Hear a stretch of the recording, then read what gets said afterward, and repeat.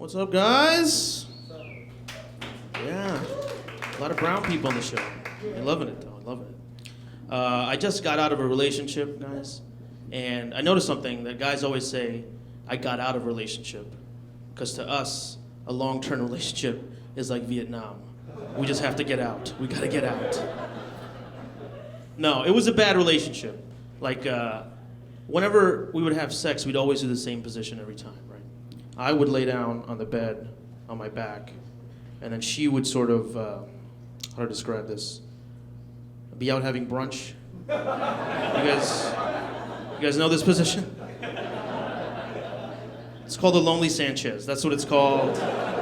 It's the official name. But so I'm dating again now, and I told myself, like, Aalap, don't just hop right back into a serious relationship, right? Be casual, date around, be a player.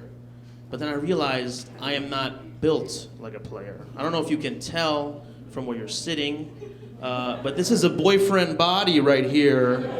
I don't know. This is like an I'll pick you up at the airport kind of body. That's what I have. This is the body of someone who says, I love you first. That's what I've got. It's true. But it's a good boyfriend body. It's the perfect body for spooning. Look at the perfect curvature on this gut. This is a woman's lower back. Boom, perfect. Lumbar support. If you're 5'2" and Jewish, see me after the show. Look it up. Some people don't like it. This is like millions of years of evolution to get this perfect gut. Like my dad had a gut like this. His dad, all the way back to the dinosaurs. There was a dinosaur with a gut who was my ancestor. And some of you are like, oh, if I could just eat pizzas, get a gut like that. No, you can't. You can't. It's perfectly created. Let me explain it to you like this. You ever see a giraffe, right? And you see a giraffe and you're like, oh, the neck is too long. But then you see it eating leaves on a high tree, and you're like, oh, okay, I get it. Same thing with me. Right now, some of you are like, oh, you should lose like 35 pounds. But if you saw me in my natural habitat spooning a woman, you'd be like, no, God does not make mistakes. He is wise and infinite. Infinite. I'm 33 years old, and I've been going out with women, who are in their 30s.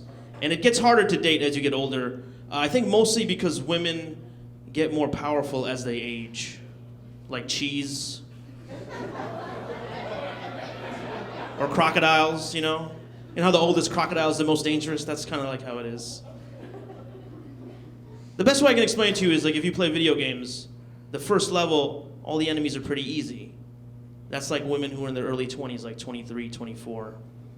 I'm dating women who are like 35 to 40 sometimes. That's like a boss fight every first date. I don't have a 401k. I'm not ready for that fight. Not ready for it. Not prepared. I went on a date recently with this woman. She was 36 years old. She was cute. She had like the sexy librarian thing going on. And she was also actually a librarian. She had a master's in library science. The hard part is that women, like, their standards are so high, right? They keep their standards really high, even as they get older. And we were eating dinner, right? We're having a good time, and she goes, Aalap, I'm just looking for a real man. And I was like, do you want me to leave? Should I just pay for my veggie burger and go? I don't know what that means. Not to sound mean, but if you're 36, you should have got a real man when you're in your 20s, because there's none left. If you're 36, the first round of the draft is over, ladies. Sorry there's no more quarterbacks. There's no more running backs. Only kickers, ladies. Only kickers. Get a punter. Pick one up while you can. I don't like going on first dates because I never have fun, right? I'm always worried about, like, is she having a good time? Should I try to kiss her? Like, when should I kiss her? All this stuff like that, And my friend, she goes, Aalap, just kiss her when the moment's right. And this is something that a woman would say because, men, we know that there's no right moment. You have to plan it out. like a murder. You gotta set it up. Let's go down this street, there's no witnesses. Look at that bird, go for it. That's how it goes. Anybody unemployed out here? Anybody on unemployment? Yeah, nice. My peoples. People, love it. When I was unemployed a couple years ago, I was able to pursue my real passions in life. And I'm not talking about stand-up comedy, I'm talking about taking naps. That's my true... I don't know if you guys know this, the best time to take a nap is right after you wake up in the morning. I'm not sure if you knew that. You don't have a job, you don't have any money, you just sleep till lunch, and then you watch 8 hours of Law and Order. Like God intended. Somebody has to watch all the Law and Order. You know how much Law and Order is on TV? There's like regular SVU, criminal intent, Law and Order kids. There's so many Law and Orders, somebody has to watch them. This is a fun fact, I don't know if you guys knew this. Last year, there were more episodes of Law and Order produced than there were actual crimes. It's not true, but it's true. It used to be that a weird murder would happen and they would make an episode out of it. Now it's the opposite. Criminals just watch it, they're like, hey, I should kill somebody like that. That's a good idea. I'm gonna do that. But you can't just watch Law and Order. You gotta do other stuff. Okay, this is a little personal, but I'm addicted to extremely softcore porn. I don't know if nobody else, always silence on that one, I know. It's so softcore that you can't even find it on the internet. That's how softcore it is. Like I go to Google, I type in softcore porn, I hit enter, and Google is like, did you mean soft candy corn? I was like, no, not originally, but please tell me more. You take regular candy corn, you microwave it for 15 seconds, it melts a little bit. It's pretty delicious. I know, I'm crazy about candy.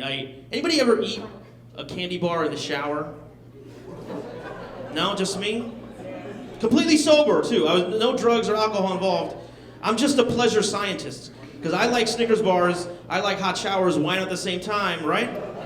You figured it out. If you take a candy bar, a chocolate candy bar into the shower, you're gonna leave stains all over the wall. And then your roommate is gonna be like, hey, maybe you should move out. And you'll be like, no, it's just chocolate, it's not what you think. Too gross? That's too gross. I'll leave you with this. I don't like to shave, I keep a beard on most of the time. And sometimes people try to they don't like it, but they don't want to say, I don't like your beard, so they'll say stuff like, hey, Aalap, your beard, you should shave it, it kind of makes you look like a terrorist. They'll say stuff like that. Which is, my stock answer is, listen, if I shave it for that reason, then the terrorists win. I can't, not on my face, not on my watch, that's what I say. But I don't want people to think negatively of beards, right? So I'm going to create a group called Beards Against Terror. Stay with me on this one. It's going to be me and other bearded dudes or ladies, no discrimination. And we're going to do the opposite of terrorism, which is to throw surprise birthday parties. So, if you have a birthday coming up, be prepared. It's going to be 30 bearded dudes and a cake. No one's ready for that. My hope is that Beards Against Terror will be so popular internationally that someday, just once at least, like a real terrorist will shave his beard just because he's tired of people asking him where the party's at. That's my hope. All right, thank you guys. My name's Aalap.